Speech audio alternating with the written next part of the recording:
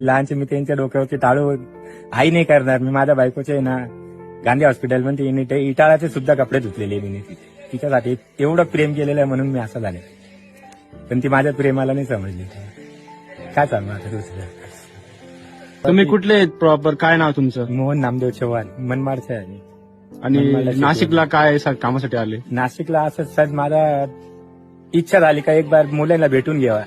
अच्छा, मुलं नाशिकला राहता का तुमचे? हा, तुम्ही नाशिकला त्र्यंबकेश्वरला आलेत का? त्र्यंबकला पाकडे त्र्यंबकला काय घेऊन आले? देवाकडे काय मागणं तुमचं आलं? काय मागू आता देवाकडे. तुला सर्व दिसते तो काय सर दुनियाला चालवतो आपल्याला काय हरून नाही गेले तुम्ही अजून पण तरी उभे आहेत? कसं नाही हारलं. कसं काय हारणार आपल्याला जिंदगी. मला माहिती जिंदगी तर कटण्याची काय असं तर होणार नाही. कुठेही काम धंदे करू शकतो, खाऊ शकतो मी, पण तेवढं खायला आहे ना पोटात उतरत गिळावत नाही ते असं. बाकी काहीच नाही.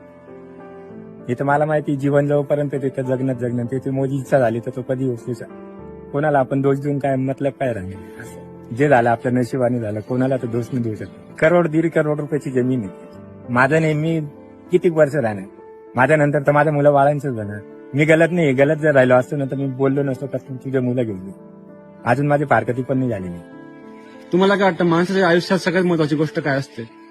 पैसा काहीच नाही. माणसाला एकामेकाला नवरा बायकोनी सांभाळलंय ना तो आयुष्यामध्ये सगळ्यात सुखी. खरंच सांगतो दादा. माझी लाईफला म्हणजे ना मी स्वतः विचार करतो का मी काय होतो आणि काय होऊन गेले असा विचार करतोय.